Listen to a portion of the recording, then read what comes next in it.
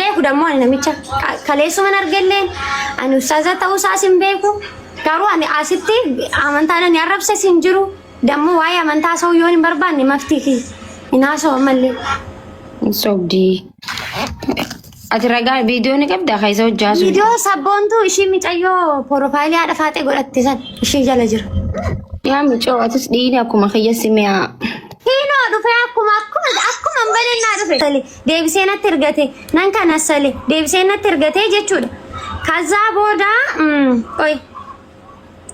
kazaa booda irraa qabnaa waa'ee amantaa taasisu rakkoon qabaanii ustaas ta'uu hin beekne dhiifamaa jeeti dhiifama gaafadhuti callisi bakka uummata waliin lolin ara ani lolle hin dubbanne yoo ani beetu waa takka hin dubbanne so much guys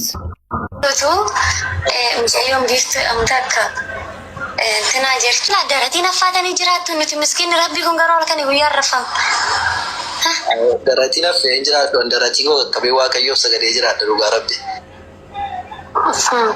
maalidha waaqayyo dubbillik akkana tattee bakkoon qabu isaan ilaalla baanaalee waaqayyo manna uume waan hin bareenneef rakkoo miti amtichaa jiranii aboo guys taabtaboodha gifti ko dhaggeeffadhu inuma na raggatu samoona kana zim jalaa jedhe inuma na raggatu inuma na arrabsu biiftuun baga wallaggatti dhalatiin baga shawaatti dhaladhe jette hinna anta ada shawumatti dhaladhe ka waan meeqan na raggatu zimuman jalaa jedha obsee udadhe nama naa keessa maa seenta si jammarati maali waan akkanaa hin uttee dalagaa hin keena dalagattu Elammaki annamni gadi ba'ee arrabsee jiru ana nama arrabsu nageessifata waan amantii keessatti asiis anamma yoo nam tokko dhufee waa'ee amantii tokko amma fakkeenyaaf namni amantii biraa dhufee natti haasee thank you amma waan kana haasa'uun barbaadu jechuun biraa baafadha qaaqni hin barbaachisu si galee haasa'uu keessa waa balleessutu dhufa si galee miti baqa waanuma akkanaa kana keessaa ati seenuu sirra hin jiraatu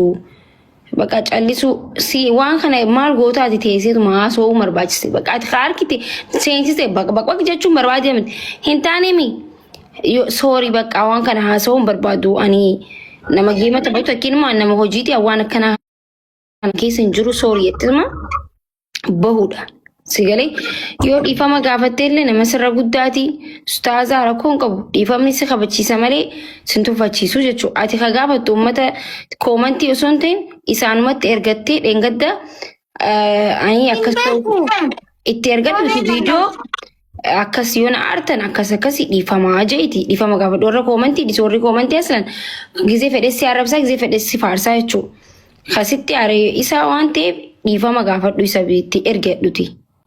In beeku maaki ani kaleessuman argelleen natti ergate irraa qabe malee maariyamin maaki ani hin beeku ustaaza ta'uu isaas hin beeku nama noormaalii ta'uu isaas hin beeku wanni ani irraa beeku tokkichumtu hin jiru maaliif ani amma as keessatti an arraba kana dhageessite keessa an arraba dhageenye maybe dhuguma uummanni arrabsitee jirta jee ka viidiyoo hojjetu arrabni yoo ka jiraatu anis boodanii argaa miti yoo atis arrabseen jira ati amma arrabsitee jirta kanuma dhugaa arrabsitee ani dhuma gizee isa biraa ba'u ani waan akkanaa naasa'u baay'inarraa danas hin je'een kanuma bakka ana je'e arrabni xiqqaa guddaan qabu arrabsitee jirta jechuudha.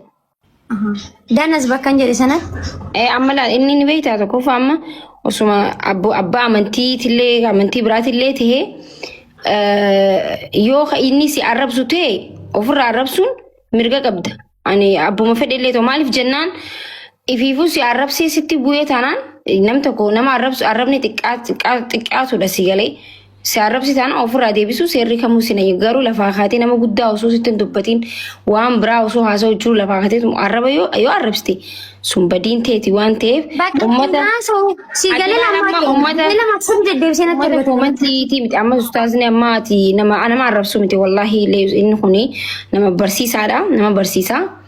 nama ijoolletti buullee miti nama arraballee nama arrabsu miti si galee nama gaariidha nama dhiifamallee si godhudha si galee kanaafuu nuti amantiin keenya nama dhiifama walii godhuu irratti sadarkaa tokkoffaadha si galee amantummaan kamiitu namni tokko balleessee amantii keessanis ta'e keenyas ta'e namni tokko yoo balleessee dhiifamaa jechuun guddina si galee miti because osoo si arrabsee jiraatee si aarsee jiraatee akka qiyyaasanitti maybe yaa godhu baatu godhachuu danda'u mirga qabdi ati amma warra koomantii dhiisiti ani ustaaza ta'uu keessan barsiisaa ta'uu keessan hin barree kanaafuu arraban isin arrabse yoona aartanii jiraattan dhiifama naa godhaa jeeti.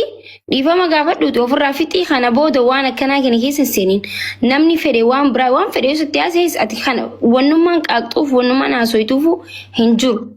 Sigalee gaayiti wallahi bakka micoon tun amma anaatu beekame warabbal fayyaaleetti qab fayyaalemummaa isii qabdi hin jarjarti laala.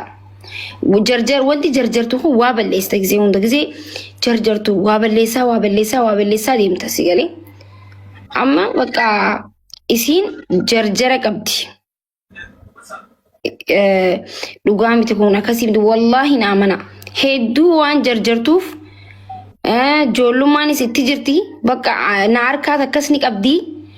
Kanaafuu micoon tuni yoo balleessite jiraatte illee akkas godha dhiifama gaafadhu jaamale arrabsuu sirran jiraatu. Akkuma amantii muslimaatu nama tokko nama yoo arrabsite arraba san arrabsiteeti miti kan nama san sirreessitu. Olseetee namni kun barsiisaadha. Si barsiisuu barbaadeeti. Kanaafuu wanni isin si barsiisuu barbaade sun yoo siin taane bahuu qabda malee nama sirra guddaa arrabsuu qabdu jettanii akkuma amantii muslimaattu isii tana sirreessitanii bakka jechuun amantiin keenya maal akka taate jechuun nama arrabsuun akka sirriin taane kasi arrabsee dhiifama akka gootu itti barsiisuu qabda immoo arrabsuu qabda. Ustaazni sun amma osuma teeru osuma isiin amma dhiifama gaafattee siin godhu na arrabsite jeen arrabsuun dhugaa rabbii. Kanaafuu arrabni arrabaan hin deebu yoo dandeessan walii araarsuu yaala malee arrabsuun faayidaa qabu. Isii amma arrabsitaniif maal irraa argattan? Maal argattame? Na akkasii dhiifama gaafattu deemte. Isiinis hin kaanne bar. Natti hin fakkaanne ture dhumarratti akkana jeetiin ba'ee jira hin kaanne bar isiin illee. Senegalee namni badii xiifii tokko fudhatuun waan tokko Senegalee.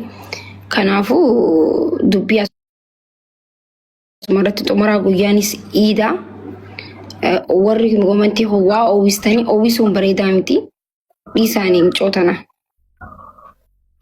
Namni kanaa ooluu waliin jechaa jira. Bar kanaa ooluu waliin jechaa jira dhugaa dubbachuudhaaf. Nitsitsarii keessa moo numa jira arrabni. Nitsitsariidha kun waan ta'eef namni waa jechuun numa jira.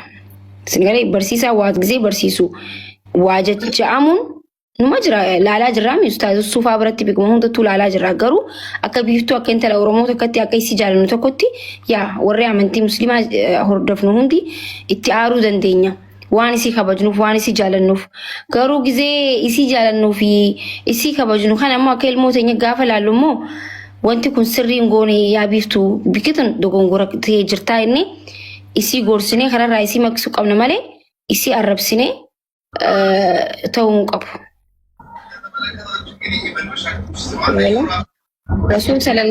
Namni Rasuula sallallahu alaihi wasallam caala arrabsamanii jiru isaanuu dhiifama namaa godhan.